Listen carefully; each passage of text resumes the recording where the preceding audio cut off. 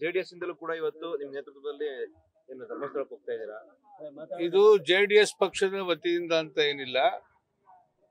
ಧರ್ಮಸ್ಥಳದ ಮಂಜುನಾಥೇಶ್ವರನ ಭಕ್ತರು ಮಂಡ್ಯ ಜಿಲ್ಲೆ ಹಾಗೂ ಮೈಸೂರು ಜಿಲ್ಲೆಯಿಂದ ಅವರಿಗೆ ಒಂದು ಆತ್ಮಸ್ಥೈರ್ಯವನ್ನ ತುಂಬತಕ್ಕಂತ ಕೆಲಸ ಮಾಡಲಿಕ್ಕೆ ವೀರೇಂದ್ರ ಹೆಗಡೆಜಿ ಅವರಿಗೆ ವಿಶೇಷವಾಗಿ ನಾವೆಲ್ಲರೂ ಆರಾಧಿಸ್ತಕ್ಕಂಥ ಮಂಜುನಾಥೇಶ್ವರನಿಗೆ ಯಾವುದೇ ಕಳಂಕ ತಟ್ಟದೇ ಇರಲಿ ಅಂತಕ್ಕಂಥ ದೇವರಲ್ಲಿ ಪ್ರಾರ್ಥನೆ ಮಾಡ್ಲಿಕ್ಕೋಸ್ಕರ ಬಹುತೇಕ ಮಂಜುನಾಥೇಶ್ವರನ ಭಕ್ತರು 2 ಜಿಲ್ಲೆಯಿಂದ ಪಕ್ಷಾತೀತವಾಗಿ ಇವತ್ತು ನಾವು ಕಾರ್ಯಕ್ರಮ ಹಾಕೊಂಡು ಹೋಗ್ತಾ ಇದ್ದೀವಿ.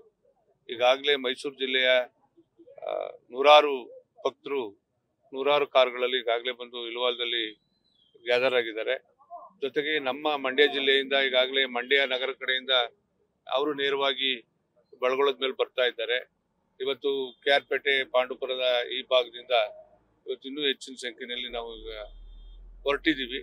ಬಹುತೇಕ ಸಾವಿರಾರು ಜನ ಇವತ್ತು ಆ ಭಕ್ತರು ಇವತ್ತು ಧರ್ಮಸ್ಥಳಕ್ಕೆ ಭೇಟಿ ಕೊಟ್ಟು ಪರಮಾತ್ಮನ ದರ್ಶನ ಪಡೆದು ವೀರೇಂದ್ರ ಹೆಗಡೆಜಿ ಅವರಿಗೆ ಒಂದು ಆತ್ಮಸ್ಥೈರ್ಯ ತುಂಬತಕ್ಕಂಥ ಕೆಲಸ ಮಾಡ್ಲಿಕ್ಕೋಸ್ಕರ ಹೋಗ್ತಾ ಇದ್ದೀವಿ. ಸರ್, 50-60 ವರ್ಷದಿಂದ ಸಮಾಜಮುಖಿ ಕೆಲಸಗಳು ಮಾಡ್ಕೊಂಡಿದ್ದಾರೆ. ಇವತ್ತು ಅವ್ರ ವಿರುದ್ಧ ಷಡ್ಯಂತ್ರಗಳು ನಡೀತಾ ಇದೆ. ಈ ಸಮಯದಲ್ಲಿ ಭಕ್ತರು ಅವ್ರ ಜೊತೆ ಇರುವಂತದ್ದು ಎಷ್ಟು ಇಂಪಾರ್ಟೆಂಟ್ ಆಗುತ್ತೆ? 100ಕ್ಕೆ 1000 ಭಾಗ ಬಹಳ ಬಹುಮುಖ್ಯವಾದಂತ ಪ್ರಶ್ನೆ.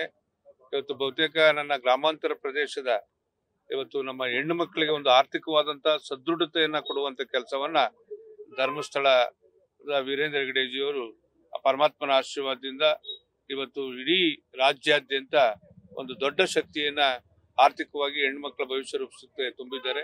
ಇವತ್ತು ಬಡ ಕುಟುಂಬಗಳು ನೆಮ್ಮದಿಯಿಂದ ಇವತ್ತೇನು ಬದುಕು ಮಾಡ್ತಾ ಇದ್ರೆ ಎಲ್ಲೋ ಒಂದು ಕಡೆ ವೀರೇಂದ್ರ ಹೆಗಡೆಜಿಯವರ ಪಾತ್ರ ಬಹಳ ಮುಖ್ಯವಾದಂಥದ್ದು. ಆ ಕಾರಣಕ್ಕೋಸ್ಕರ ಇಂಥ ಸಮಾಜಮುಖಿ ಕೆಲಸ ಮಾಡುವಂತ ಇಂಥ ಕಾರ್ಯಕ್ರಮಕ್ಕೆ ಅವರಿಗೆ ನಾವು ಬೆಂಬಲ ಕೊಡಬೇಕು. ವಿಶೇಷವಾಗಿ ಗ್ರಾಮಾಂತರ ಪ್ರದೇಶದ ರೈತರ ಬದುಕು ಹಸನಾಗ್ಲಿಕ್ಕೋಸ್ಕರ ಕೆರೆಗಳ ಅಭಿವೃದ್ಧಿ ಮಾಡುವಂತ ಕೆಲಸ. ನಾನು ಮೈನರ್ ಇರಿಗೇಷನ್ ಮಿನಿಸ್ಟರ್ ಆಗಿ ಅವತ್ತು ನಾನೇ ಧರ್ಮಸ್ಥಳದಲ್ಲಿ ಒಂದು ದೊಡ್ಡ ಕಾರ್ಯಕ್ರಮವನ್ನು ಆಯೋಜನೆ ಮಾಡಿ 92 ಕೋಟಿಗಳನ್ನ ಸರ್ಕಾರದಿಂದ ಹಣದ ಚೆಕ್ ಅನ್ನ ಬಿಡುಗಡೆ ಮಾಡಿ ಅವರು ಕೊಟ್ಟು ವಿಶೇಷವಾಗಿ ಅದರ 3 ಪಟ್ಟು ಜಾಸ್ತಿ ಹಾಕಿ ಇಡೀ ರಾಜ್ಯಾದ್ಯಂತ ನಮ್ಮ ಸಣ್ಣ ನೀರಾವರಿ ಇಲಾಖೆಯ ಕೆರೆಗಳ ಅಭಿವೃದ್ಧಿ ಮಾಡುವಂತ ಕಾರ್ಯಕ್ರಮವನ್ನು ರೂಪಿಸ್ಕೊಟ್ರು. ಯಾವುದೇ ನಿರೀಕ್ಷೆ ಇಲ್ಲದೆ ಇಂಥ ಸಮಾಜಮುಖಿ ಕೆಲಸ ಮಾಡತಕ್ಕಂತ ವೀರೇಂದ್ರ ಹೆಗಡೆಜಿ ಅವರಿಗೆ ಇವತ್ತು ಮಾನಸಿಕವಾಗಿ ಕುಗ್ಸುವಂತ ಒಂದು ಷಡ್ಯಂತ್ರ ಏನ್ ನಡೆದಿದೆ. ಬಹಳ ಜನ ಏನ್ ಬುರುಡೆ ಬಿಟ್ರು ಬುರುಡೆ ಇಟ್ಕೊಂಡು ಅವ್ರಿಗೆಲ್ಲ ಇವತ್ತು ಮಂಗಳಾರತಿ ಆಗಿದೆ. ಆ ಪರಮಾತ್ಮ ಮಂಜುನಾಥೇಶ್ವರ ಅವ್ರನ್ನ ಭಸ್ಮ ಮಾಡ್ತಾನೆ ಅಂತಕ್ಕಂಥ ಮಾತನ್ನು ಹೇಳಲಿಕ್ಕೆ ಬಯಸ್ತೇನೆ.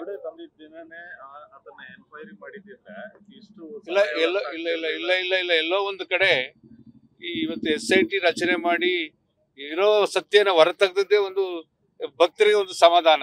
ಇಲ್ಲ ಅಂದ್ರೆ ಎಲ್ಲೋ ಒಂದು ಕಡೆ ಈ ಕೆಟ್ಟ ವ್ಯವಸ್ಥೆ ಯೂಟ್ಯೂಬರ್ಸು ಅವರು ಇವರು ಇವತ್ತೇನಾದ್ರೂ ಬಹುತೇಕ ನಾನಾದ್ರೂ ನನ್ನ ಮುಸ್ಲಿಂ ಸಮುದಾಯದ ಮುಖಂಡರಿಗೆ ಹೇಳ್ತಕ್ಕಂಥದ್ದು, ಎಲ್ಲೋ ಒಂದ್ ಕಡೆ ಒಂದು ಸಣ್ಣ ಇನ್ಸಿಡೆಂಟ್ ಆದ್ರೆ ಅದನ್ನ ದೊಡ್ಡದ್ ಮಾಡ್ತೀರಿ. ಇವ್ನ ಯಾರೋ ಒಬ್ಬ ಯೂಟ್ಯೂಬರ್ ಇಷ್ಟು ಇವತ್ತು ಹಿಂದೂಗಳ ಆರಾಧಿಸ್ತಕ್ಕಂಥ ದೇವಸ್ಥಾನದ ಬಗ್ಗೆ ಇಷ್ಟು ಕೆಟ್ಟದಾಗಿ ನಡ್ಕೊಂಡಲ್ಲ, ಅಟ್ಲೀಸ್ಟ್ ನೀವಾರೋ ಅವ್ರನ್ನ ಬುದ್ಧಿ ಕಲಿಸ್ಬೇಕು. ಈ ಕೆಲಸವನ್ನ ನಮ್ಮ ಮುಸ್ಲಿಂ ಸಮುದಾಯದ ಮುಖಂಡರುಗಳೇ ಇಂಥ ಅಯೋಗ್ಯರಿಗೆ ಬುದ್ಧಿ ಹೇಳುವಂತ ಕೆಲಸನ ಮಾಡ್ಬೇಕು ಅಂತ ಒತ್ತಾಯ ಮಾಡ್ತೀನಿ. ಮುಲಾಜಿಲ್ದೆ ಇವತ್ತು ರಾಷ್ಟ್ರೀಯ ಕೇಂದ್ರ ಸರ್ಕಾರ ಮಧ್ಯಪ್ರವೇಶ ಮಾಡಬೇಕು.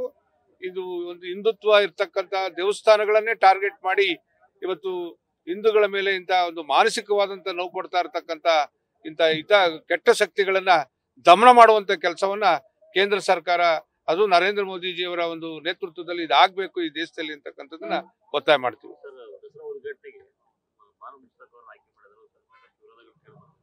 ಈಗ ಅದರ ಬಗ್ಗೆ ನಾನು ಮಾತಾಡ್ತೇನೆ. ಇವತ್ತು ಧರ್ಮಸ್ಥಳದ ಪರಮಾತ್ಮನ ದರ್ಶನಕ್ಕೆ ಹೋಗುವಂತ ಸಂದರ್ಭದಲ್ಲಿ ಬಂದ್ಮೇಲೆ ನಿಮ್ಮನ್ನ ಅದ್ರ ಬಗ್ಗೆ ಚಿಂತೆ ಮಾಡಿ ನೀವೆಲ್ಲಕ್ಕೂ ತೀರ್ಮಾನ ಮಾಡೋಣ. ನ್ಯೂಸ್ ಫಸ್ಟ್ ನಿರ್ಭೀತಿಯಿಂದ ನಿಮ್ಮ ಪರವಾಗಿ.